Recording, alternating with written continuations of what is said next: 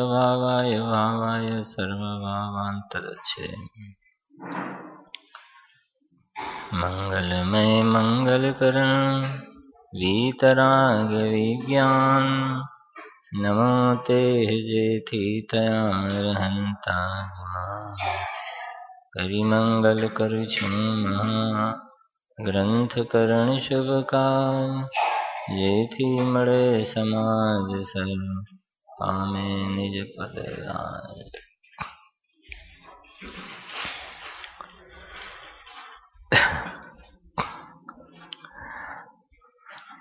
आचार्य कल्प पंडित प्रवर श्री टोडरमलजी द्वारा रचित मोक्ष मार्ग प्रकाशक ग्रंथ में बीजो अधिकार है। एमां दर्शन मोह अने चारित्र मोह। एमां दर्शन मोहना उदयथी मिथ्यात्व भाव थाय छे। चारित्र मोहना उदयथी जीवने कषाय भाव थाय छे। ए कषाय भावना चार प्रकार कह्या क्रोध मान माया ने लोभ। एमां एक क्रोध मान माया अने लोभ जे चार कह्या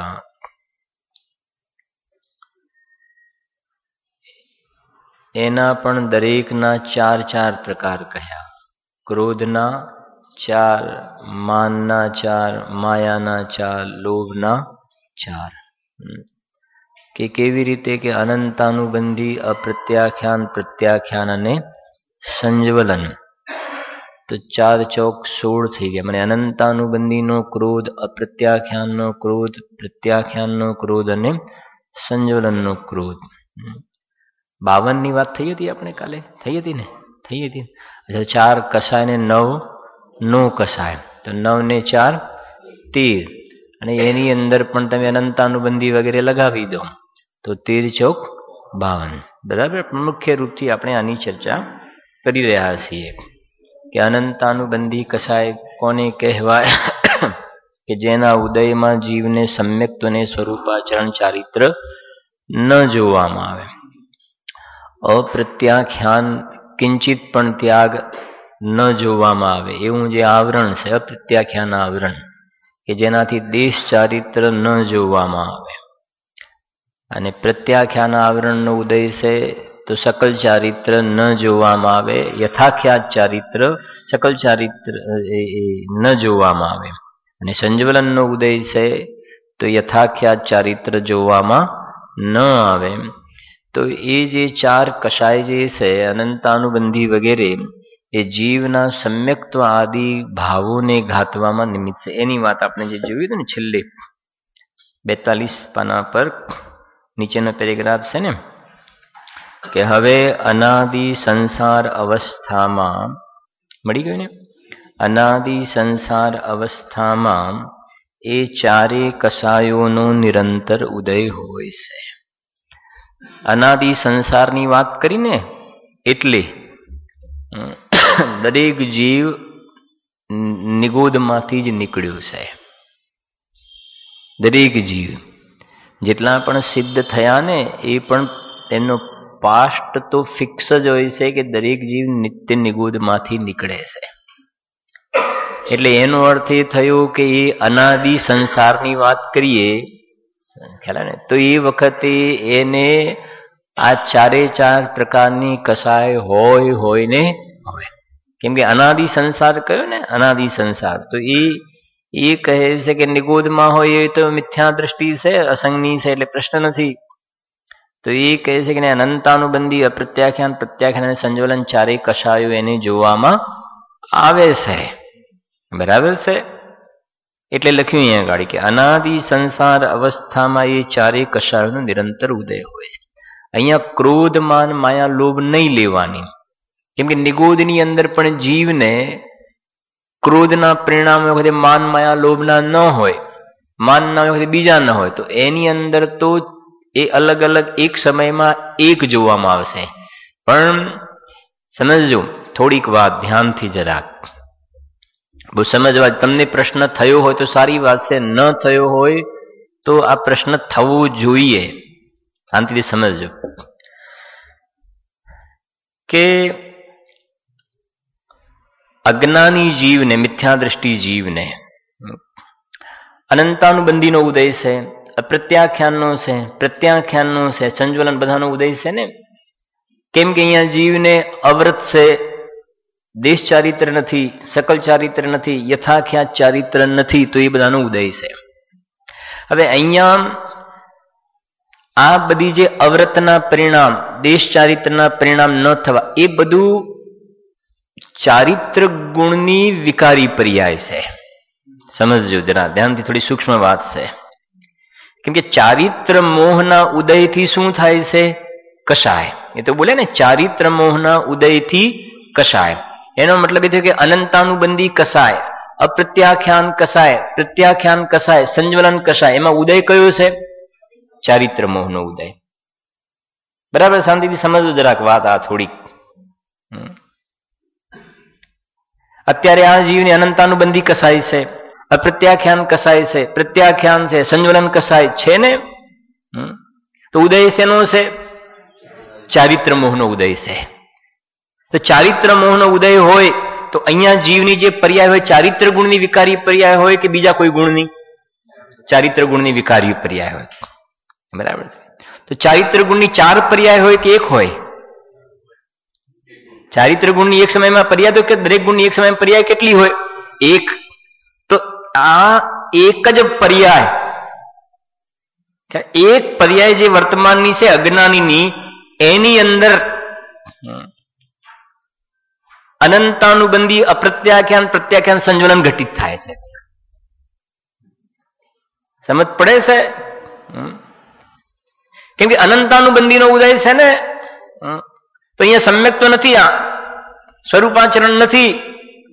ચારિત્ર ગુણની જે પર્યાય છે, દેશ ચારિત્ર નથી, એનો મતલબ અપ્રત્યાખ્યાનનો ઉદય. સકલ ચારિત્ર નથી, એનો મતલબ પ્રત્યાખ્યાનનો ઉદય. અને યથાખ્યાત ચારિત્ર નથી, એનો મતલબ સંજ્વલનનો ઉદય. મને ચારિત્ર ગુણની એક પર્યાય, એની અંદર આ બધું નથી જોવામાં આવતું, તો ત્યાં ઉદય અલગ પ્રકારનો છે. સરળ કરું જરાક, સરળ. દ્રષ્ટાંત પણ તમને અઘરું લાગે તો પછી તો હું બીજું કઈ નહીં કરી શકું. કેમ કે દ્રષ્ટાંત પણ આ પ્રકારનું છે, બીજું તો છે નહીં એના માટે. સમજજો, જ્ઞાન ગુણની એક સમયમાં કેટલી પર્યાય હોય? એક. બરાબર છે ને? જ્ઞાન ગુણની એક સમયમાં પર્યાય હોય. તો અત્યારે આપણને કાં તો મતિ જ્ઞાન છે, કાં તો શ્રુત જ્ઞાન છે. બરાબર છે કે નહીં? હવે આવરણ જે કહે 5, મતિ જ્ઞાન આવરણ. કેમ કે જ્ઞાનના 5 પર્યાય કહી ને, મતિ જ્ઞાન, આ તો સરળ છે. મતિ જ્ઞાન, શ્રુત જ્ઞાન, અવધિ જ્ઞાન, મન પર્યાય જ્ઞાન અને કેવલ જ્ઞાન. જ્ઞાનની 5 પર્યાય કહી. બરાબર? હવે અત્યારે આપણને જે છે ઉઘડેલું જ્ઞાન, અત્યારે સમજો શ્રુત જ્ઞાન છે. શ્રુત જ્ઞાન, મતિ જ્ઞાન, શ્રુત જ્ઞાન. શ્રુત જ્ઞાન એક સમયમાં એક પર્યાય હશે, એટલે શ્રુત જ્ઞાન લઈએ આપણે. જયારે 5 જ્ઞાન કહ્યા, મતિ, શ્રુત, અવધિ, મન, પ્રિય, કેવલ, તો સામે આવરણ પણ 5 છે. મતિ જ્ઞાનાવરણ, શ્રુત જ્ઞાનાવરણ, અવધિ જ્ઞાનાવરણ, મન પ્રિય જ્ઞાનાવરણ અને કેવલ જ્ઞાનાવરણ. હવે હું તમને પૂછવા માંગુ છું, આ સમજશો તો પેલું એકદમ લાઈટ થઈ જશે, કે અત્યારે આપણને કેવલ જ્ઞાનાવરણનો ઉદય છે કે નહીં? છે ને? કેવલ જ્ઞાન જે આપણું જ્ઞાન છે, તો કેવલ જ્ઞાનાવરણનો ઉદય છે કે નહીં? એ કેવી રીતે ખબર પડી કેવલ જ્ઞાનાવરણનો ઉદય છે? શું નથી? કેવલ જ્ઞાન નથી. આપણું જે જ્ઞાનની ઉઘડેલી પર્યાયમાં કેવલ જ્ઞાન નથી, એનો મતલબ નક્કી થયું કે કેવલ જ્ઞાનાવરણનો ઉદય છે. અચ્છા, આપણને અત્યારે જે જ્ઞાન છે, તો અવધિ જ્ઞાનાવરણનો ઉદય છે કે નહીં? અવધિ જ્ઞાનાવરણનો ઉદય એ કઈ રીતે ખબર પડી? અવધિ જ્ઞાન નથી, તો અવધિ જ્ઞાનાવરણનો ઉદય છે. મન પ્રિય જ્ઞાનાવરણનો ઉદય છે કે નહીં? છે. કેવી રીતે ખબર પડી? મન પ્રિય જ્ઞાન નથી. અચ્છા, દેવોની વાત કરીએ, દેવની, તો દેવોને કેવલ જ્ઞાનાવરણનો ઉદય છે કે નહીં? કે છે. કેમ કે કેવલ જ્ઞાન નથી. અવધિ જ્ઞાનાવરણનો, તો અવધિ જ્ઞાનાવરણ તો એમને, એ અવધિ જ્ઞાન તો એમને છે. દેવોને તો અવધિ જ્ઞાન તો 3 જ્ઞાનો હોય છે. મારે તમને એ સમજાવવું છે કે આ આપણી જે જ્ઞાનની એક પર્યાય એક, એમાં કેવલ જ્ઞાનાવરણ ઘટિત થયું ને ચિરેનભાઈ, અવધિ જ્ઞાનાવરણ ઘટિત થયું ને, મનોપ્રય જ્ઞાનાવરણ ઘટિત થયું ને એક પર્યાયની અંદર. એવી રીતે શું બોલો, એવી રીતે ચારિત્રની આ જે એક પર્યાય છે, એક પર્યાય, તો એની અંદર આ જીવને સમ્યક તો નથી, એનો મતલબ અનંતાનુબંધીનો ઉદય નક્કી થઈ ગયો.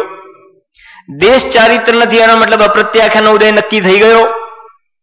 સકલ ચારિત્ર નથી તો પ્રત્યાખ્યાનો ઉદય નક્કી થઈ ગયો.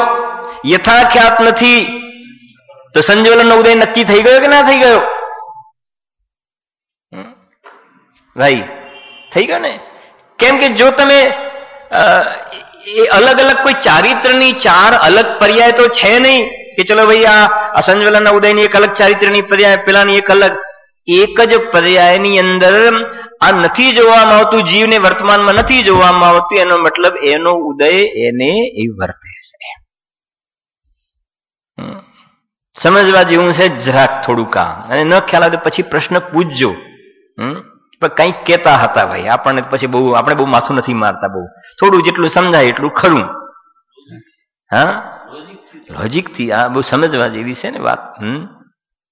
કેમ કે હવે પ્રશ્ન તો થવો જોઈએ ને કે આવરણ કહ્યા તો અહીંયા કોઈ જે ને મતિ જ્ઞાન આવરણ, શ્રુતિ જ્ઞાન આવરણ, તો જ્ઞાન ગુણની પર્યાય એક સમયમાં એક હોય, અને આવરણ તો કહ્યા તેનો મતલબ એ પર્યાયની અંદર એટલો ઉઘાડ નથી જોવામાં આવતો, એનો મતલબ એ આવરણ છે.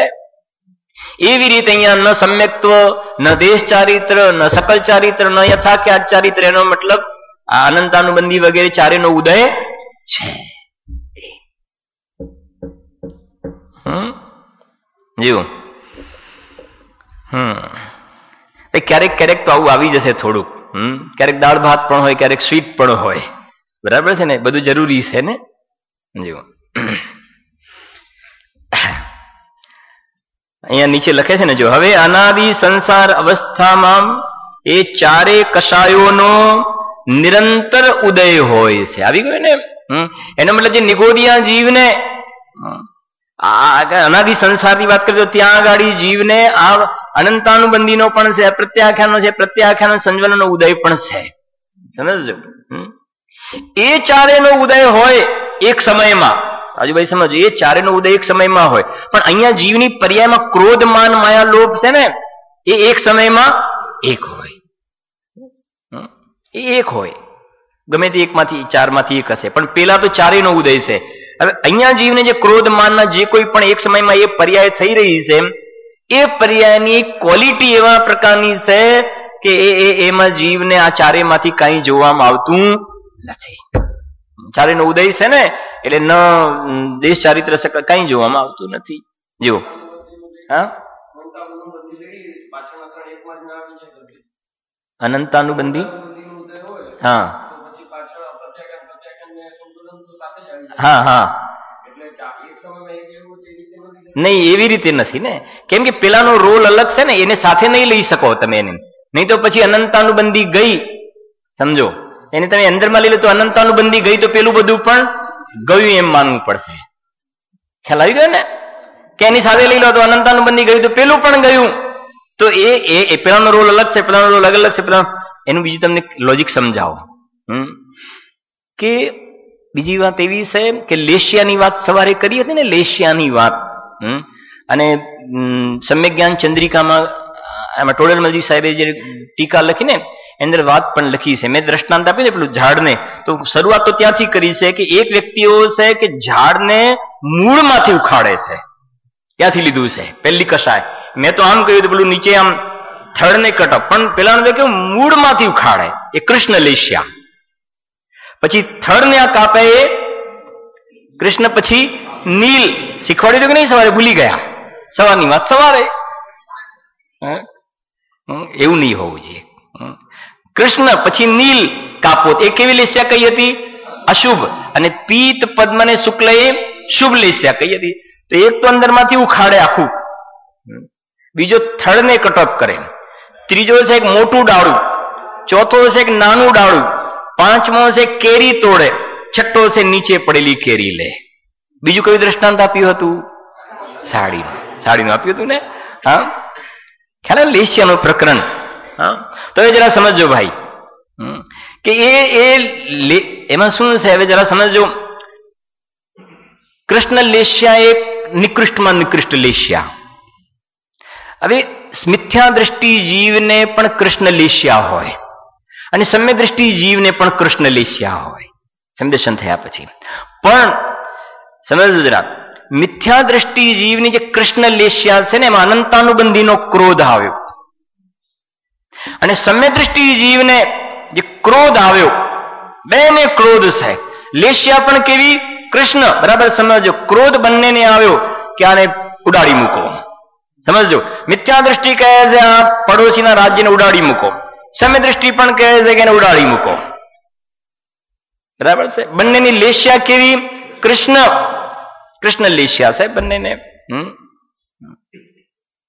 છતાં પણ હવે જોજો અંતર, છતાં પણ જે મિથ્યા દ્રષ્ટિનો જે ક્રોધ જે છે, લેશિયા તો કૃષ્ણ, લેશિયા કૃષ્ણ, છતાં મિથ્યા દ્રષ્ટિનો ક્રોધ અનંતાનુબંધીની ક્વોલિટીનો છે.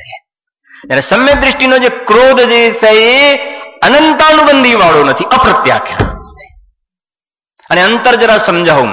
મિથ્યા દ્રષ્ટિજી પડોશીના રાજાને ઉડાડી દેવા માંગે છે તો અન્યાયપૂર્વકની વાત છે, અનીતિથી છલ કપટ કરીને એને છીનવી લેવા માંગે છે. જ્યારે સમ્યક દ્રષ્ટિ સામેવાળા સાથે લડાઈ કરે છે તો ન્યાય માટે લડાઈ કરે છે. બેમાં અંતર ખ્યાલ ને, કે એને અમારો અમુક ભાગ પડાવી લીધો છે ખોટી રીતે અને એને મેળવવા માટે યુદ્ધ કરે છે, એ ન્યાય. અને પેલો જે છે એ પેલાનું રાજ્ય છે એને પડાવી લે, એનું છે ને એને પડાવી લેવા માટે યુદ્ધ કરે છે. અંતર ખ્યાલ આવી ગયો બેમાં? આને જો ન્યાય માટે સમજાય છે કે નહીં? પેલાને મિથ્યા દ્રષ્ટિને અન્યાયપૂર્વકના કશાયો છે, જ્યારે સમ્યક દ્રષ્ટિ જીવને એમાં ક્રોધના પરિણામ, માનના પરિણામ, માયાના, લોભના એવી કૃષ્ણ લેશિયા જોવામાં આવે. પણ એ બધામાં શું છે? ન્યાયપૂર્વકની લડાઈ છે ત્યાં.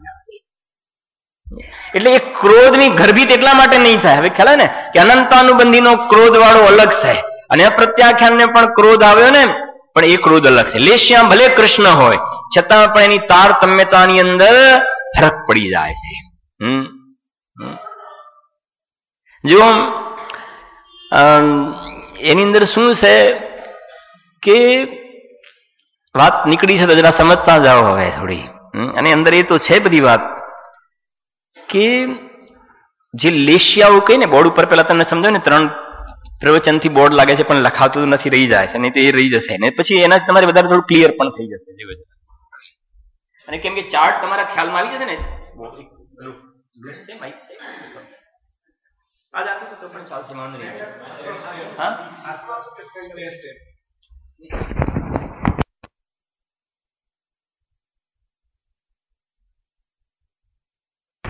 આ તમારે એકદમ સરળ થઈ જશે. થોડાક જો અહીંયા હું લખું છું કેમ કે મેપથી તમને એક આખો આઈડિયા આવી જશે.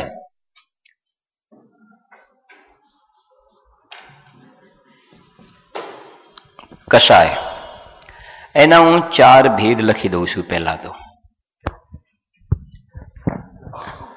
આખું નહીં લખું કેમ કે બધું માસે નહીં. અનંતાનુબંધી, પછી શું લખીશું? અપ્રત્યાખ્યાન, પછી છે પ્રત્યાખ્યાન અને સંજ્વલન. ઓકે બરાબર. હવે દરેકના ભેદ કેટલા છે પાછા? 4. એટલે અનંતાનુબંધીના કેટલા ભેદ થઈ ગયા? 4.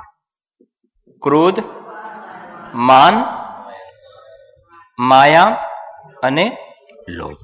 બરાબર. એવી રીતે અપ્રત્યાખ્યાનના થઈ ગયા.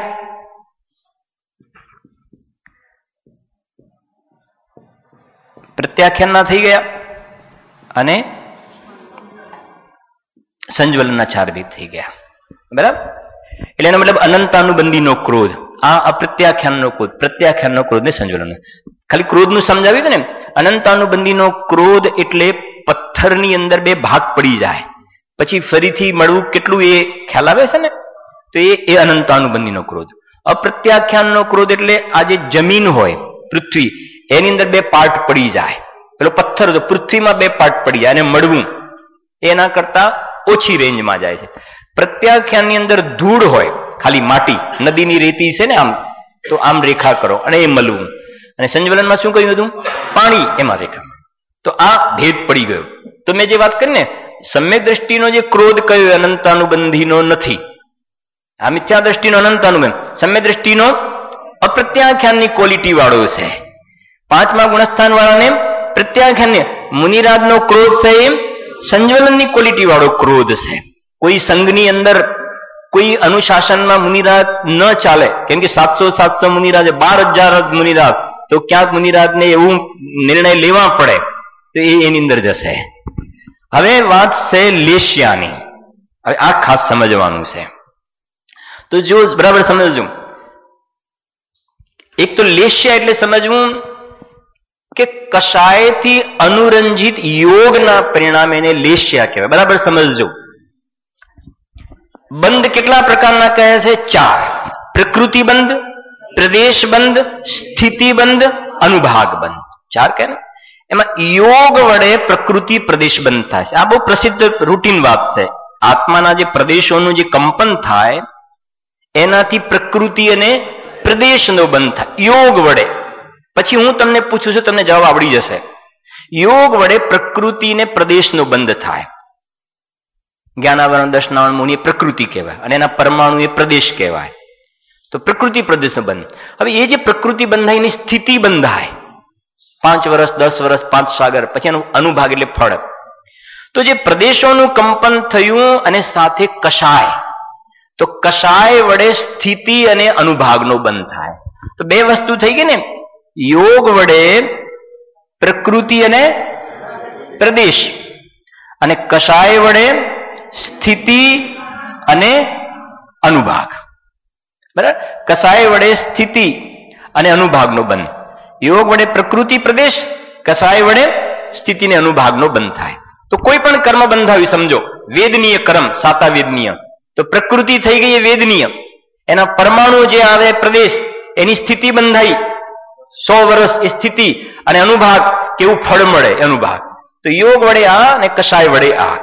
હવે આ યોગ, તો અહીંયા જીવને કષાય થઈ અને આત્માના પ્રદેશોનું કંપન થયું, તો કષાયથી અનુરંજિત યોગનું પરિણામ, આ બેનું ભેગું નામ શું છે? લેશ્યા. ક્લિયર? કષાયથી અનુરંજિત યોગનું પરિણામ, એનું નામ લેશ્યા. હવે હું તમને પ્રશ્ન પૂછું છું, તમને બહુ મજા આવશે. યોગ વડે શેનો બંધ થાય?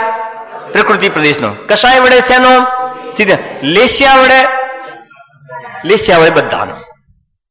ખ્યાલ આવી ગયો ને હવે એકદમ? લેશ્યા વડે પ્રકૃતિ પ્રદેશ સ્થિતિને અનુભાગનો બંધ થાય. કેમ કે એની અંદર કષાયથી અનુરંજિત યોગ આવી ગયા. રાજુભાઈ ખ્યાલ આવે છે ને? પછી ના હોય તો તમે વ્યવસ્થિત ચાર્ટ બનાવી દેજો તમારી નોટની અંદર. ખ્યાલ ના હોય તો મને પૂછી લેજો ક્યાંક. બરાબર? હવે જો, હવે સમજશો તો થોડું વધારે ક્લિયર. કેમ કે હું લેશ્યા બોલું, તમારા જ્ઞાનમાં લેશ્યા તો આવવું જોઈએ ને. એની અંદર ઘણું બધું છે, ખૂબ લઈશું, જેટલું લેવા લઈશું. 2-5 મિનિટ ઉપર થાય તો લઈ લઈશું, કેમ કે સવારે છે નહીં કાલે. બરાબર? હવે જોજો,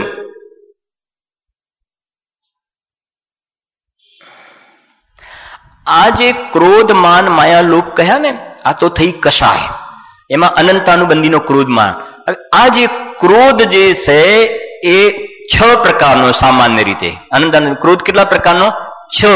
એને લેશ્યા કહેવામાં આવે છે. શું કહે છે? લેશ્યા.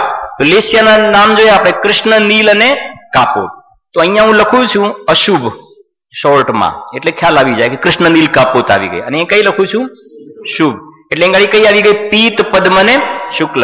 અહીંયા આવી ગઈ કૃષ્ણ, નીલ, કાપોત. અને અહીંયા આવી ગઈ પીત, પદ્મ અને શુક્લ. બરાબર છે? આ અનંતાનુબંધીના ક્રોધની 6 લેશ્યા. ક્રોધ એવા પ્રકારનો. એવી રીતે માનમાં પણ 6 લગાવી દો, 3 આમ 3 આમ. માયામાં લગાવી દો, લોભમાં લગાવો. બરાબર છે? તો અનંતાનુબંધીની અંદર લેશ્યાઓના કુલ કેટલા પ્રકાર થઈ ગયા? કેટલા થઈ ગયા? 24 થઈ ગયા ને? ખ્યાલ આવે છે કે નહીં? હવે આ 6 ક્રોધના 6 પ્રકાર થઈ ગયા. માનના, માયાના, લોભના છ 24. તો અનંતાનુબંધની અંદર લેશિયાઓ કેટલા પ્રકારની થઈ ગઈ? 24 પ્રકારની. આમ તો પછી એક લેશિયાની અંદર અસંખ્યાત લોક પ્રમાણે બધા નથી જતા આપણે, પણ અનંતાનુબંધીની અંદર તમારે 24 પ્રકારની ગઈ. એમાં 12 અશુભ અને 12 શુભ. હવે જરા જોજો, અપ્રત્યાખ્યાન એની અંદર સિમ્પલ થઈ ગયું. ક્રોધ, માન, માયા, લોભ. આ મિથ્યા દ્રષ્ટિ હતો. હવે શું થઈ ગયો? સમ્ય દ્રષ્ટિ થયો ને. હવે અહીંયા પણ આ પેલું ગુણસ્થાન, આ કયું ગુણસ્થાન આવ્યું? ચોથું ગુણસ્થાન. બરાબર. હવે અહીંયા પણ અશુભ અને શુભ એની અંદર પણ લગાવી દો. કૃષ્ણ નીલ કાપોત, અહીંયા પણ કૃષ્ણ નીલ કાપોત.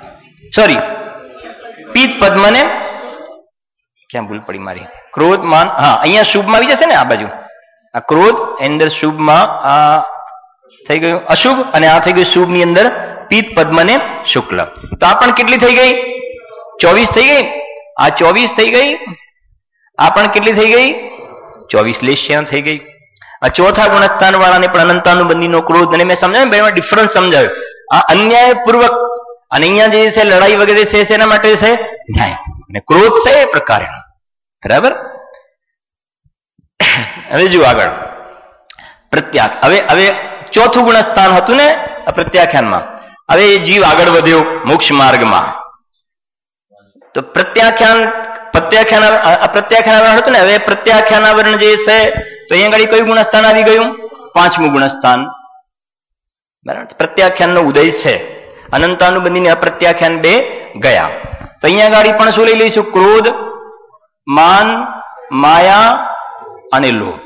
અને અહીંયા આગળ કેટલા થઈ જશે? 24 કે ના? હવે ટ્રેક બદલાય છે. હવે બિચારો મોક્ષ માર્ગમાં આગળ વધ્યો છે ને તમે 24 બોલો, એ વ્યાજબી વાત નથી ને. આગળ વધ્યો છે તો કંઈક ડાઉનફોલ થવો જોઈએ ને. બિચારો તો ના કહેવાય, બિચારો તો આપણે છીએ. એ તો બહાદુર છે, આગળ વધી રહ્યો છે. જુઓ તો હવે અહીંયા શું સ્થિતિ બને છે જરા જોજો. હવે 5મા ગુણસ્થાનમાં આવ્યો, ત્યાં એને અશુભ લેશિયા પર ચોકડી વાગી ગઈ. સમજી ગયા ને? અશુભ લેશિયા પર શું થઈ ગઈ? ચોકડી વાગી ગઈ. મને આ કૃષ્ણ નીલ કાપોત ઉપર શું થઈ ગઈ? એને ચોકડી. તો ક્રોધ, માન, માયા, લોભ તો રહ્યા, કશાય તો રહી. જોજો, સાંભળો. ક્રોધ, માન, માયા, લોભ તો રહ્યા. 5મા ગુણસ્થાન વાળું. હવે સમજો, દુકાન ઉપર બેઠો છે, ધંધો કરે છે, ગ્રાહક સાથે કોઈ બાબતમાં બોલવાનું થયું તો ક્રોધ થયો એને. ક્યાંક એને પ્રસંગોમાં માન પણ થયો, માયા પણ થઈ, લોભ પણ થયો કમાવા વગેરેનો. બરાબર. 5મા ગુણસ્થાનમાં પણ એને જે કશાયો થાય છે, ક્રોધ, માન, માયા, લોભ, કશાય, એ પેલું મૂળમાંથી ઉખાડવું, ઝાડને પાડવું ને મોટું થળિયું પાડવું, એવા પ્રકારના અશુભ કશાય, એવી અશુભ લેશિયા નથી હોતી. એટલી તીવ્રતા અને ડેન્સિટી એટલી ઓછી થઈ ગઈ છે. સમજી ગયા કે નહીં? એટલે એને જે રહી એ માત્ર કઈ લેશિયા રહી? શુભ લેશિયા. એટલે શુભમાં કઈ આવશે? પિત્ત, પદ્મ અને શુક્લ. સેવંતીભાઈ થઈ ગયું ને? પિત્ત, પદ્મ અને શુક્લ. તો હવે ટોટલ મારો, હવે તમારો વિષય છે કેટલા? 4 તરી 12. અહીંયા 12. હા થઈ ગયા ને? 12. આ 24, આ 24, આ 5મું ગુણસ્થાન હોય તો 12. હવે જે છે સંજ્વલન કશાય. તો અહીંયા પણ સંજ્વલનમાં ક્રોધ, માન, માયા, લોભ તો ખરું કે નહીં? ક્રોધ, માન, માયા, લોભ. હવે અહીંયા હવે તમે નહીં બોલો. 24 તો બોલાય નહીં, 12 તો નહીં બોલે. કાં તો તમે વિચાર કરો 6 બોલો. કેટલા લખીશું બોલો? તો જરા સાંભળો. હવે જરા થોડું વાત સમજજો જરા ધ્યાનથી. આ 5મું ગુણસ્થાન હતું ને, પછી મુનિદશા આવી. મુનિદશા. બરાબર. તો ત્યાં અહીંયા તો પિત્ત, પદ્મ, શુક્લ હતી. હવે જે 6ઠું ગુણસ્થાન અને 7મું ગુણસ્થાન, પછી 8, 9 અને 10. આ બેનો ભેદ પાડું છું જરાક. બરાબર. કેમ કે 6, 7, 8, 9 અને 10 ત્યાં સંજ્વલનના કશાયો છે. સંજ્વલનની કશાય છે ને, છઠ્ઠાથી આપણ મુનિદશા, આપણ મુનિદશા, આ શ્રેણીના ગુણસ્થાન થયા. 8, 9, 10 જ્યારે જીવ શ્રેણી ચડે છે, ઉપસમ કે ક્ષપક જે શ્રેણી ચડે છે, અને 10મા ગુણસ્થાનમાં છેલ્લે લોભ જાય છે. એ તો ખ્યાલ છે, સૂક્ષ્મ લોભ છે કહ્યું છે ને, એ છેલ્લે સુધી છે. સંજ્વલનનો લોભ એટલે સંજ્વલનની શરૂઆત અહીંયાથી થઈ ને આટલે સુધી છે. પણ મેં બે ભેદ પાડે. આ શ્રેણીમાં ગયું, આ શ્રેણીમાં, અને આ પહેલાની વાત છે 6ઠું 7મું ગુણસ્થાન, જે 6ઠા 7મામાં ઝૂલા ઝૂલે છે. બરાબર. તો અહીંયા 6ઠા 7માની પર્ટિક્યુલરલી જયારે ફાઇલ ખોલીએ તો એ વખતે આ 3 શુભ લેશિયા હોય છે. 3 અને પિત્ત, પદ્મ અને શુક્લ 3 હોય છે. એટલે કેટલા થઈ ગયા? 12 થઈ ગયા. આમને 6-7 વાળાને એ 12 થઈ ગયા. બરાબર છે.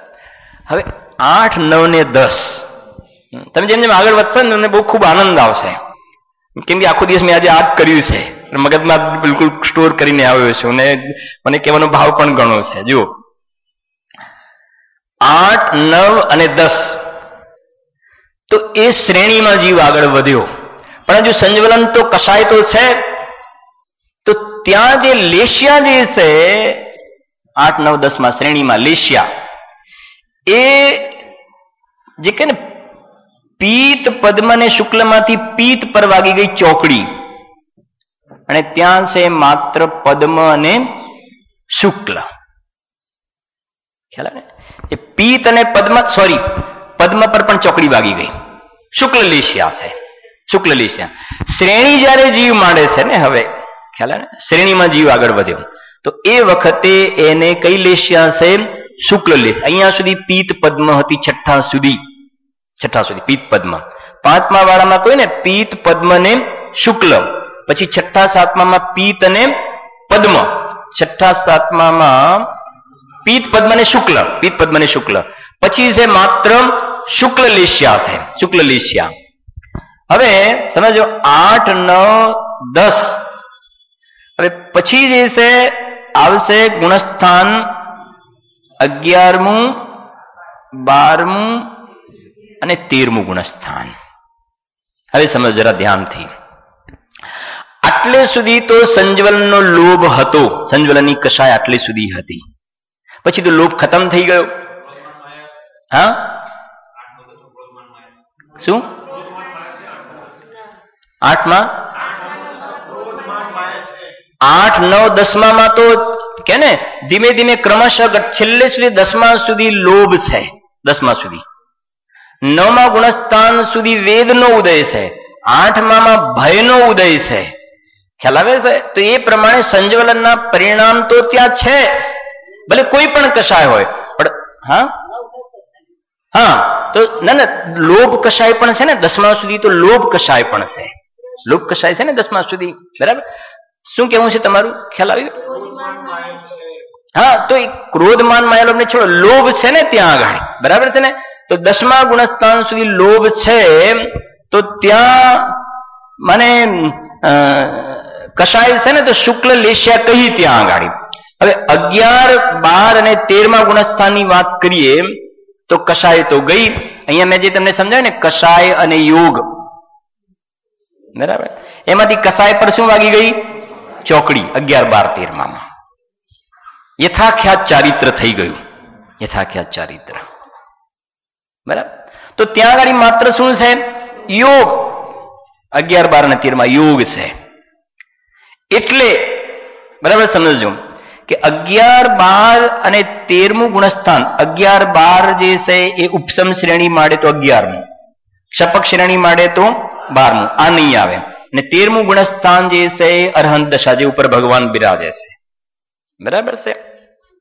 સિમંદર ભગવાન વિધિ ક્ષેત્રમાં છે. બરાબર. તો એમને લેશિયા હોય કે ના હોય?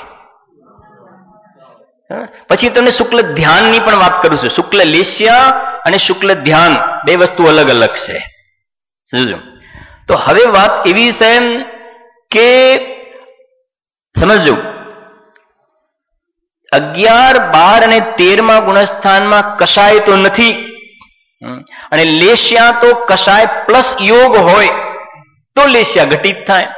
તો એટલા માટે 11, 12 અને 13મા ગુણસ્થાનમાં લેસ્યા તો કહી છે શાસ્ત્રોમાં, કહી છે 11મા 12મા 13મા પણ લેસ્યા કહી, પણ સાથે ખુલાસો કર્યો કે અમે જે લેસ્યા કહીએ છીએ ને એ કહેવા ખાતર કહીએ છીએ, એમ ભૂતપૂર્વ ન્યાયથી કહીએ છીએ લેસ્યા.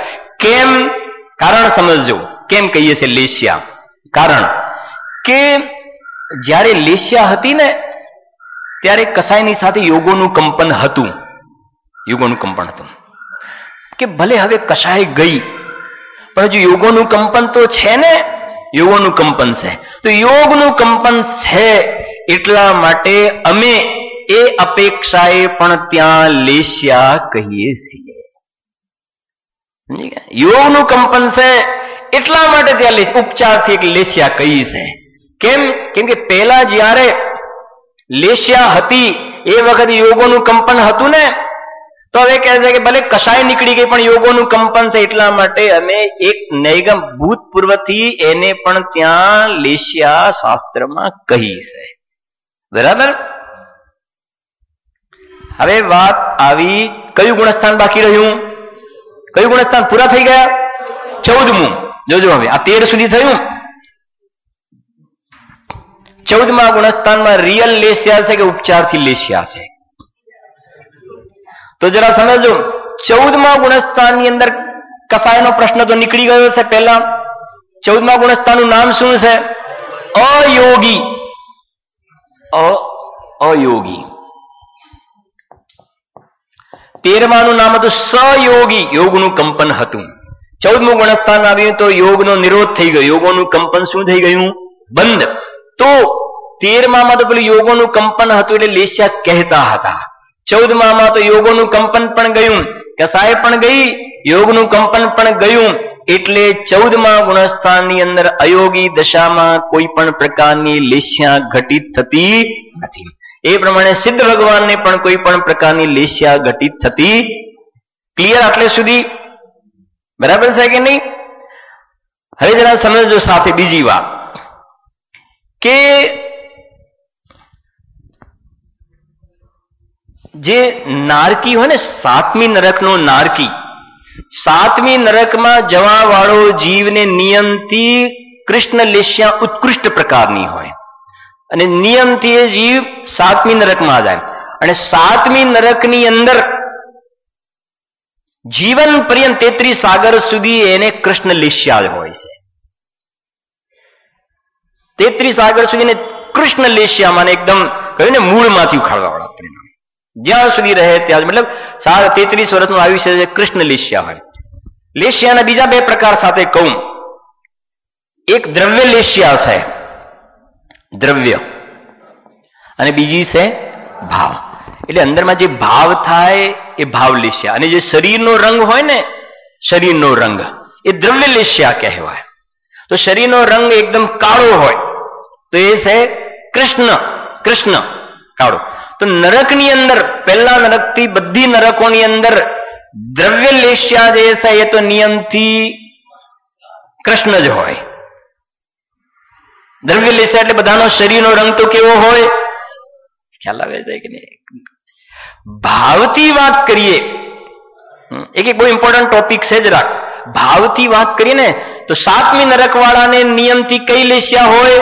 કૃષ્ણ લેસ્યા જ હોય, કૃષ્ણ લેસ્યા નિયમથી. બીજી વાત, નરકોની અંદર, 7 નરકની અંદર અશુભ લેસ્યા જ હોય છે. એટલે કાં તો કૃષ્ણ હોય, કાં તો નીલ, કાં તો 7 નરકની અંદર અશુભ લેસ્યા જ હોય, અશુભ લેસ્યા. દેવોની ફાઇલ ખોલો ને તો દેવોને શુભ લેસ્યા જ હોય. એટલે પિત્ત, પદ્મ અને શુક્લ, દેવોને શુભ લેસ્યા જ હોય. નારકીને અશુભ લેસ્યા જ હોય. અને પેલી કરણાની જે સૂક્ષ્મ વાત છે કે જન્મ થાય એ વખતે અપર્યાપ્ત અવસ્થા હોય એ વખતે કૃષ્ણ એ વગેરે આપણે એમ વધારે નથી જતા, એટલું બધું છોડી દો હમણાં એને. બરાબર? તો જરા સમજો, નરકમાં અશુભ લેસ્યા, દેવોને શુભ લેસ્યા હોય. તમને ઘણું બધું નવું મેથેમેટિક્સ જાણવા મળશે. હવે જોજો આગળ વાત જરાક. હવે પ્રશ્ન એ થાય, સેવંતીભાઈ સાંભળજો, પ્રફુલભાઈ, નરકમાં જઈને જીવને સમ્ય દર્શન થાય કે ના થાય? થાય સમ્ય દર્શન નરકમાં. હવે લબ્ધિ કેટલા પ્રકારની કહી છે? 5. ક્ષયોપશમ લબ્ધિ, વિશુદ્ધિ, દેશના, પ્રાયોગ્ય અને કરણ. 5 લબ્ધિ કહી છે. એમાં ક્ષયોપશમ પછી બીજી કઈ કહી છે? વિશુદ્ધિ, વિશુદ્ધ પરિણામ, સમ્યક દર્શન પહેલા. હવે નરકની અંદર તો લેશ્યા જ કહી છે, અશુભ કૃષ્ણ, કાં તો નીલ, કાં તો કાપોત, અશુભ લેશ્યા જ કહી છે. તો પછી વિશુદ્ધિનું શું? વિશુદ્ધિ લબ્ધિનું, વિશુદ્ધતાનું શું ત્યાં આગળ? આ પ્રશ્ન ગુરુદેવ બહુ સારા ખુલાસા કર્યા છે. તમે અધ્યાત્મ સંદેશમાં વાંચજો પણ થાય.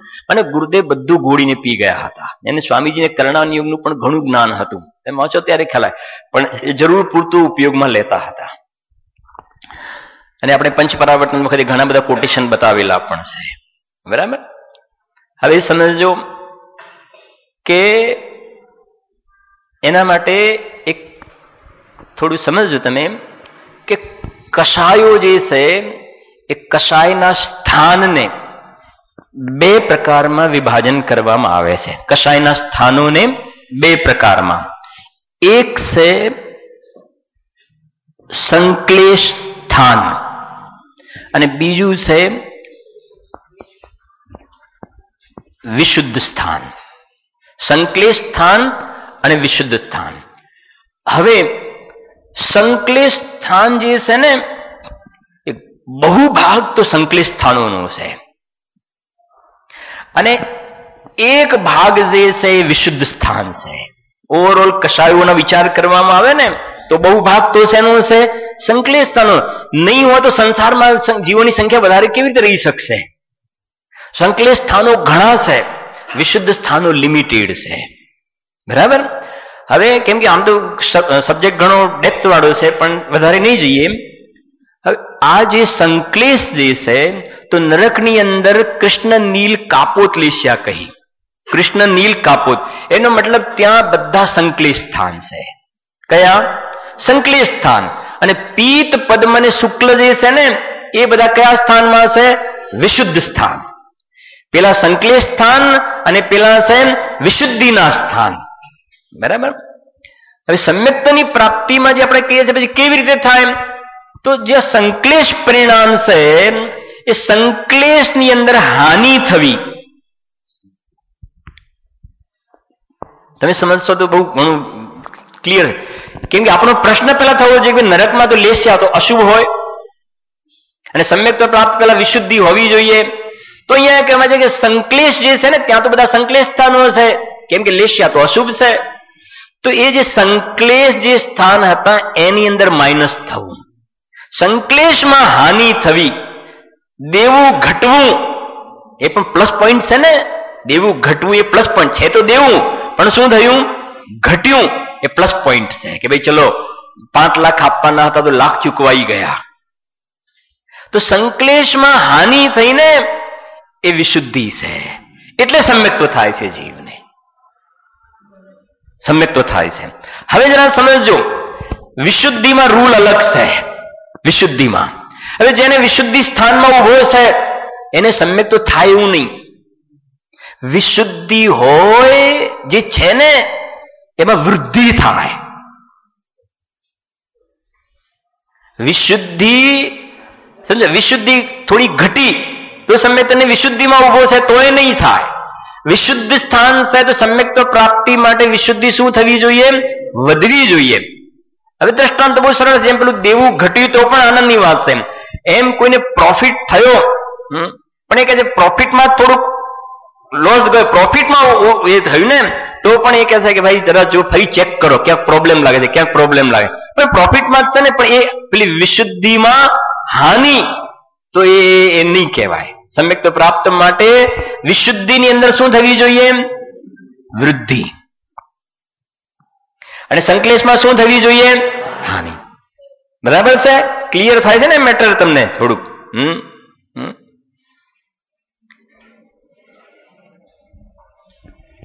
હવે જુઓ જરા કે આ જે અનંતાનુબંધીની અંદર આજે લેશ્યાઓ કહીને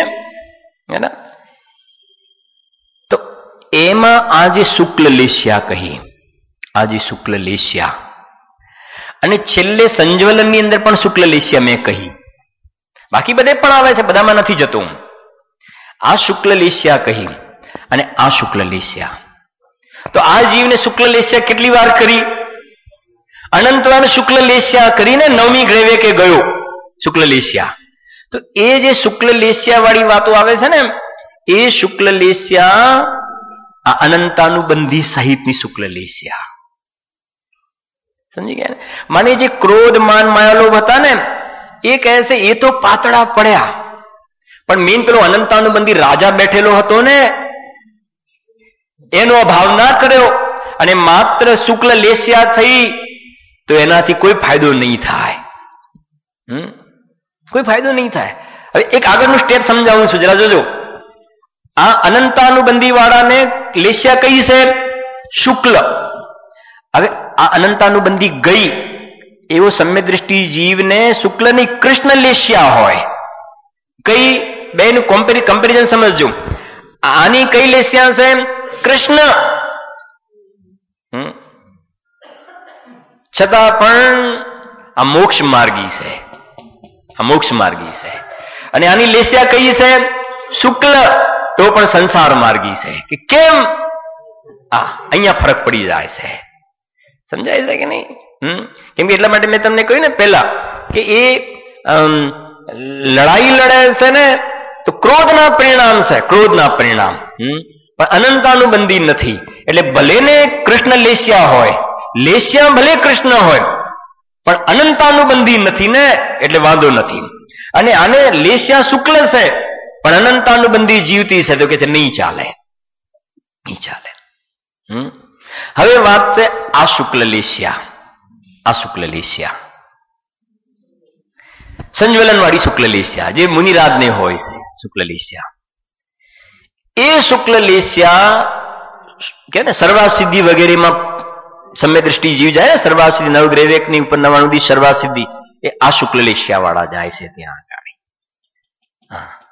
અને આ કાળમાં સમજજો, વર્તમાન આ કાળમાં પંચમ કાળની અંદર આવા પ્રકારની જે શુક્લ લેસ્યા કહેવાય ને, ઉત્કૃષ્ટ પ્રકારની, કે જે 16મા સ્વર્ગથી ઉપર જાય, ભલે ભાવલિંગી મુનિરાજ હોય પંચમ કાળમાં, છતાં પણ 9મી ગ્રેવેકને ઉપર જવા યોગ્ય શુક્લ લેસ્યાના પરિણામ હોઈ શકતા નથી આ કાળની અંદર.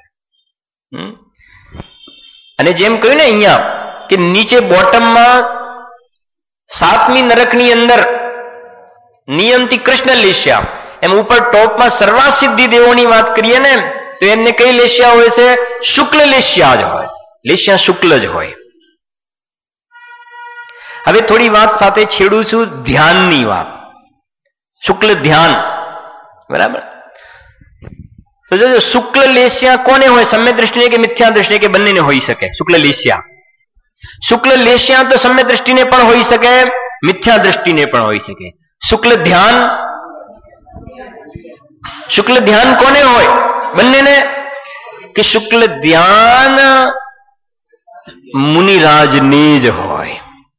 સમજજો. એમાં પણ સમજજો, શુક્લ ધ્યાન, કેમ કે ધ્યાનના 4 પ્રકાર કહે ને, આર્ત ધ્યાન, રૌદ્ર ધ્યાન, ધર્મ ધ્યાન અને શુક્લ ધ્યાન. હું એટલા માટે શુક્લ શબ્દને સેટ કરી રહ્યો છું કે આટલો વિષય જયારે ચાલ્યો જ છે, તો શુક્લ લેસ્યા અને શુક્લ ધ્યાનમાં તમે એક સરખું ના સમજી લો. આ ધર્મ ધ્યાન ને શુક્લ ધ્યાન જેને જ્ઞાનીને જ હોય, સમ્ય દ્રષ્ટિને, મિથ્યા દ્રષ્ટિનો પ્રશ્ન નથી. એમાં ધર્મ ધ્યાન 4થા ગુણસ્થાનથી 7મા ગુણસ્થાન સુધી હોય, 4થાથી 7મા સુધી. અને શુક્લ ધ્યાન જે છે ને, શુક્લ ધ્યાન એ 8મા ગુણસ્થાનથી જીવ શ્રેણી માંડે, શ્રેણી માંડે. તો એ શુક્લ ધ્યાન 8, 9, 10, 11, 12, 13 ખ્યાલ આવે ને? તો એ પ્રમાણે 14, તો એ બધામાં શુક્લ ધ્યાન કહ્યું ત્યાં આગળ, શુક્લ ધ્યાન. એનો મતલબ શુક્લ લેસ્યા અલગ થઈ ગઈ, શુક્લ ધ્યાન અલગ થઈ ગયું. હવે હું તમને પૂછું છું કે આ કાળમાં, પંચમ કાળમાં 7મા ગુણસ્થાનથી ઉપર નથી હોતા જીવ, એનાથી વધારે કુંદકુંદ આચાર્ય, અમૃતચંદ્ર આચાર્ય, નેમિચંદ્ર આચાર્ય, વીરસેન સ્વામી, અકલંક દેવ, વિદ્યાનંદ, પંચમ કાળમાં જે થયા ને, એ કહે છે 7મા ગુણસ્થાનથી ઉપર નહીં જઈ શકે.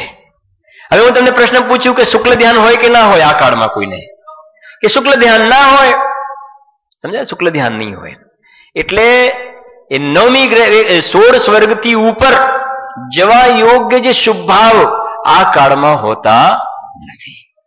બરાબર છે? એટલે શુક્લ ધ્યાન, શુક્લ લેસ્યા તો અજ્ઞાનીને પણ હોય, જ્ઞાનીને પણ હોય. ત્યારે શુક્લ ધ્યાન જે છે એ મુનિરાજને પણ કયા, એમાં પણ કયા? શ્રેણી માંડવા વાળાને. બરાબર. હવે બીજી વાત કે 13મા ગુણસ્થાનમાં શુક્લ ધ્યાન, તો ભગવાન શેનું ધ્યાન કરવાનું? ધ્યાનની વાત છે.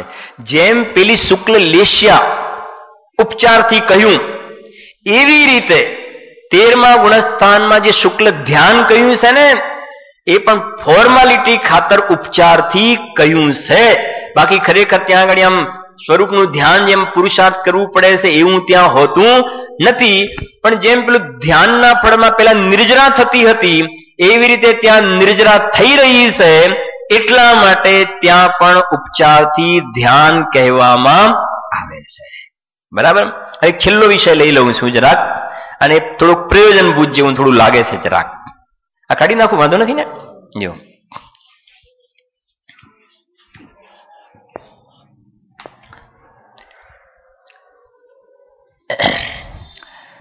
હવે આપણે જે જોયું ને કૃષ્ણ નીલ કાપોત, પછી શું જોયું? પીત, પદ્મ અને શુક્લ. બરાબર. આટલે સુધી તો કૃષ્ણ નીલ કાપોત પીત પદ્મ અને શુક્લ. આ જે 6 લેસ્યાઓ છે ને, આમાં મારે તમને બતાવવું છે કે જ્યારે આ જીવને આયુનો બંધ થાય, જીવનમાં એકવાર આયુનો બંધ થાય છે, ક્યારે થાય, અને મરણ વખતની લેસ્યા અને જ્યાં જન્મે એ વખતની લેસ્યા કઈ એના નિયમો છે એ થોડું બતાવું છું. જોજો, આ કૃષ્ણ નીલ કાપોત પીત પદ્મ અને શુક્લ કહે ને, એમાં દરેકના 3 ભેદ પડી જાય છે. ઉત્તમ, મધ્યમ અને જગન્ય. થઈ ગયું ને સરળ? ઉત્તમ, મધ્યમ ને જગન્ય. તો આની અંદર પણ 3 કરી દો. આમાં 3 જ બોલજો, ખોટું નહીં પડે.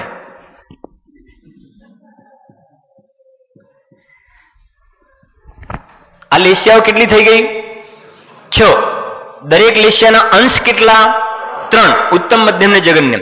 તો કુલ કેટલા અંશ થઈ ગયા? કેટલા અંશ થઈ ગયા? 18 અંશ થઈ ગયા ને? 3, 3, 6, 3, 9, 3, 12, 3, 15 ને 3, 18. 18 અંશ થઈ ગયા. એમાં અશુભ લેસ્યાના કેટલા અંશ થયા? 9. શુભના કેટલા થયા? 9. 18 અંશ થઈ ગયા. એની અંદર આ જે છે કાપોત અને પીત આ સેન્ટરમાં આવી ગઈ. એની અંદર બીજા એક સ્પેશિયલી 8 પ્રકારના અંશ હોય છે. 2, 3, 4, 5, 6, 7 ને 8. એવા મધ્યમ અંશ કહેવામાં આવે છે. શેના વચ્ચે? કાપોત અને પીતની વચ્ચે એવા 8 મધ્યમ અંશ હોય છે. આ ખરાબમાં ખરાબ લેસ્યા, ક્રોધ તીવ્ર, આ એનાથી ડાઉન, એનાથી ડાઉન, પછી આ વૃદ્ધિમાં ગયો, વિશુદ્ધિની, આ સંકલેશની હાનિ, આ વિશુદ્ધિની વૃદ્ધિ.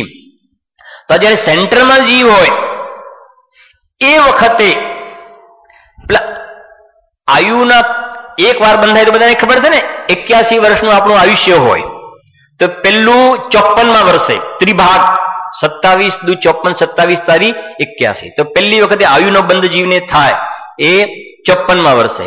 ન થાય તો પછી બીજો ત્રિભાગ. એવા કેટલા ત્રિભાગ પડે છે? 8. એને 8 અપકર્ષ કહેવામાં આવે છે. તો 8 ત્રિભાગ. તો 8 ત્રિભાગમાંથી ગમે તે એક ત્રિભાગ વખતે જીવને બંધ પડી જાય એ વખતે નિયમથી આ 8 પ્રકારના અંશ જે છે એમાંથી કોઈ એક અંશ સેટિંગ થતું હોય છે. ખ્યાલ આવે છે? રાતનો ટાઈમ છે પણ વિષય છે હવે. એ નિયમ છે કે જયારે તમને આયુનો બંધ થવાનો હોય ને એ વખતે આ કાપોત અને પીત વચ્ચેના જે મધ્યના 8 અંશ છે ને એમાં તમારા પરિણામ આવી જશે. ત્યાં આગળ એ વખતે આયુનો બંધ થઈ જશે. અને એ આયુનો બંધ એટલે નિયમથી ગતિમાં જીવને જવું પડે. ફિક્સ વાત થઈ ગઈ ત્યાં આગળ. હવે તમને કઈ પ્રશ્ન થાય છે? પ્રશ્ન થાય છે કઈ? જો હું તમને પ્રશ્ન કહું જરાક, 2-5 મિનિટ લઉં છું ઉપર, બરાબર? વધારે નહીં લઉં.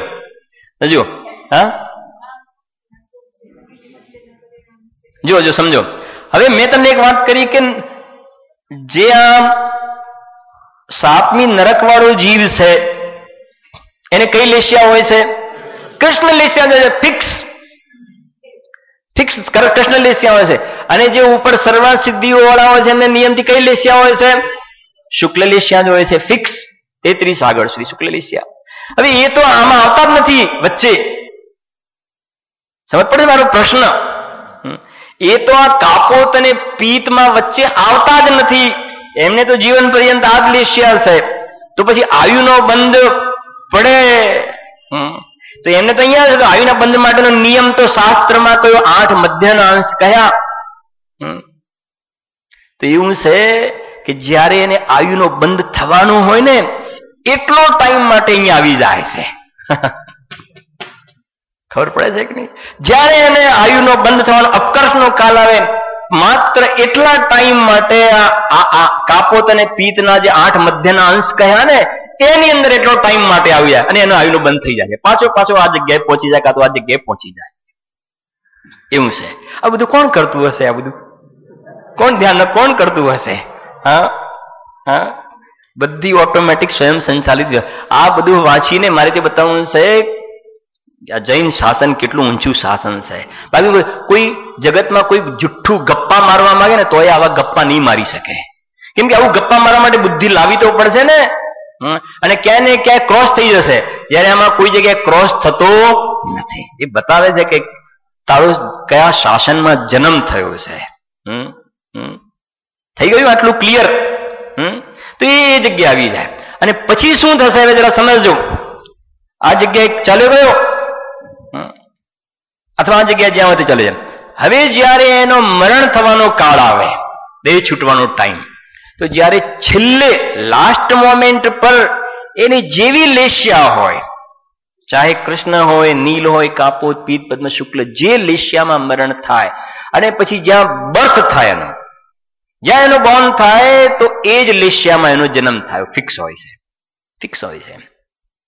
એક તમને એક લોજિક સમજાવું. આનાથી તમને વધારે ક્લિયર થઈ જશે.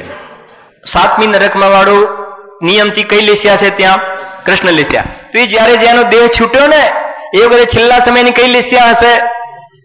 કૃષ્ણ લેશિયા. કેમ કે અહીંયા જન્મ છે ને એ વખત, કેમ કે આને તો જીવન પર્યંત અહીંયા તો કૃષ્ણ લેશિયા છે. એટલે એનો મતલબ છેલ્લે પણ એને કઈ લેશિયા હતી? કૃષ્ણ લેશિયા. અને અહીંયા રહ્યો અને અહીંયાથી જયારે નીકળીને જ્યાં જશે એ વખતે જ્યાં એનો જન્મ થશે, નરકમાંથી નીકળીને જ્યાં એનો જન્મ થશે ત્યાં પણ શરૂઆતમાં સ્ટાર્ટિંગ પોઈન્ટ ઉપર કઈ લેશિયામાં જન્મ થશે? એનો કૃષ્ણ લેશિયામાં જન્મ થશે. પછી બદલાય એ વાત અલગ છે. પણ એક નિયમ તમને મેં બતાવ્યો. એક તો આયુના બંધનો નિયમ બતાવ્યો અને બીજા નંબરમાં મરણ થવાનું હોય એ વખતે એને જે લેશિયા હોય એ લેશિયામાં બીજી પર્યાયમાં એનો શું થાય છે?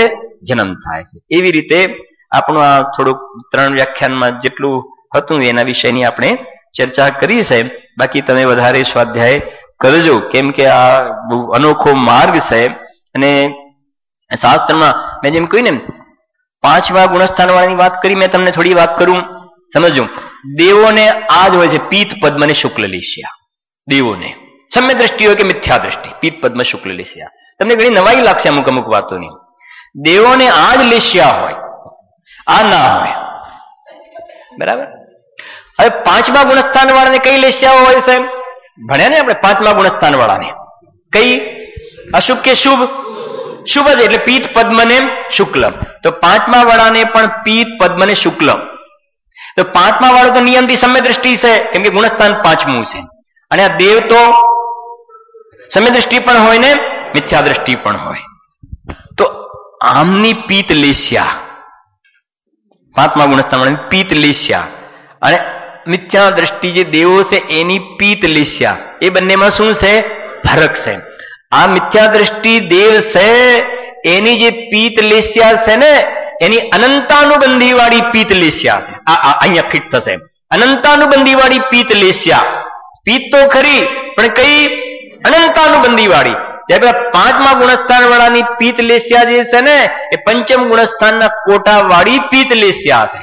તો પિત્ત એટલે ભાઈ પેલાને પણ પિત્ત આમને પણ પિત્ત પણ ફરક પડી ગયો ને. જેમ જેમ મુનિરાગની શુક્લ લેસ્યા અને પહેલા ગુણસ્થાન વાળાની શુક્લ લેસ્યામાં ફરક, એવી રીતે પાંચમા ગુણસ્થાન વાળાની પિત્ત લેસ્યા અને દેવની મિથ્યા દ્રષ્ટિની પિત્ત લેસ્યામાં ફરક. એટલે ટોડરમલજી આઠમા અધિકારમાં ઘણું લખ્યું. કષાયોની પ્રવૃત્તિ અલગ છે અને કષાયની શક્તિ અલગ છે. કાઢો જરાક મોક્ષમાર્ગ પ્રકાશક, એક મિનિટ બતાવું તમને, બે લીટી બતાવી દઉં તમને, ખ્યાલ આવી જાય જરાક. આઠમો અધિકાર કાઢો જરાક. આઠમો અધિકાર એમાં છે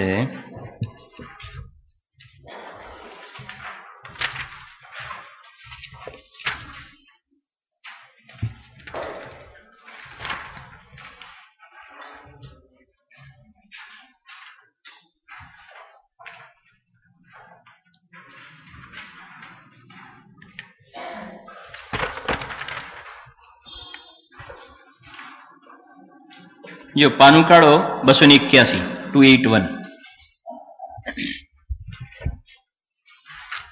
બહુ સરસ પ્રકરણ છે આખું, તો બધામાં નહીં જઈએ આપણે.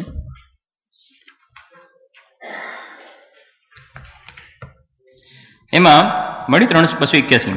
એમાં નીચેથી 5મી લીટી જો 3 ને 2 5, બરાબર. આખું ઉપરથી વાંચું છું, જુઓ ને, એટલે ક્લિયર થઈ જતા. કરણાન યોગમાં, એટલે કોઈને મિસ ના થાય. જુઓ, કરણાન યોગમાં છદ્મસ્તોની પ્રવૃત્તિ અનુસાર વર્ણન કર્યું નથી, પણ કેવલ જ્ઞાન ગમ્ય પદાર્થોનું નિરૂપણ છે. જેમ કેટલાક જીવ તો દ્રવ્યાદિકનો વિચાર કરે છે તથા વ્રતાદિક પાડે છે, પરંતુ તેને અંતરંગ સમ્યક તો ચારિત્ર શક્તિ નહીં હોવાથી તેને મિથ્યા દૃષ્ટિ અવૃત્તિ કહીએ છીએ. તથા કેટલાક જીવ મળ્યું દ્રવ્યાદિકના વા વ્રતાદિકના વિચાર રહિત છે, અન્ય કાર્યોમાં પ્રવર્તે છે વા નિંદ્રા આદિ વડે નિર્વિચાર થઈ રહ્યા છે, તો પણ તેને સમ્યક્તવાદી શક્તિનો સદભાવ હોવાથી સમ્યક દૃષ્ટિમાં વૃત્તિ કહીએ છીએ. વળી કોઈ જીવને, હવે જોજો, આમ કષાયોની પ્રવૃત્તિ તો ઘણી છે, પણ જો તેને અંતરંગ કષાય શક્તિ થોડી છે તો તેને મંદ કષાય કહીએ છીએ. તથા કોઈ જીવને કષાયોની પ્રવૃત્તિ તો થોડી છે, પણ જો તેને અંતરંગ કષાય શક્તિ ઘણી છે તો તેને તીવ્ર કષાય કહીએ છીએ. જેમ વ્યંતરાદિ દેવો કષાયોથી નગરનાશાદિ કાર્ય કરે છે, તો પણ તેમને થોડી કષાય શક્તિ હોવાથી પીતલેશ્યા કહી. તથા એકેન્દ્રિયાદિ જીવો કષાયના કાર્યો કરતા જણાતા નથી, તો પણ તેમને ઘણી કષાય શક્તિ હોવાથી કૃષ્ણ આદિ લેશ્યાઓ કહી. થઈ ગયું ને ક્લિયર? કે ભાઈ પેલું વૃક્ષ એક જગ્યાએ ઊભું જ છે, છતાં પણ લેશ્યા કઈ કૃષ્ણ, અને પેલો દેવ છે એ નગરનો શું કરે છે ના, તો પણ લેશ્યા કઈ છે પીત. હવે વિચાર તો કરો, પેલા અમને પીત લેશ્યા અને આ એમને ઊભું છે છતાં પણ કૃષ્ણ લેશ્યા છે. કેમ કે એકેન્દ્રિય અને વિકલત રહીને તો નિયમ જ છે કે એમને અશુભ લેશ્યા જ હોય છે. એટલે એ પ્રકારે છે, પ્રવૃત્તિ અલગ છે, કષાયની શક્તિ અલગ છે, અને જેમ જેમ ગુણસ્થાનમાં આગળ વધે એમ એમ કષાય શક્તિ મટતી જાય છે. એવી રીતે બધા પડખાથી સમજવું જોઈએ. નહીં તો ગુરુદેવના શબ્દમાં કે હળદરના ગાંઠીએ ગાંધી ન થવાય, એમ થોડું અહીંથી થોડું અહીંથી વાવડી ગયું એવું નથી. સાંગો પાંગ બધી અપેક્ષાથી બધી વસ્તુને સમજવી જોઈએ. એ પ્રમાણે આ થોડાક એક વિષયની આપણે ચર્ચા કરી છે. સવારે તમારે વહેલું નીકળવાનું છે, ના 6:30 નીકળી જઈશ, 6:30.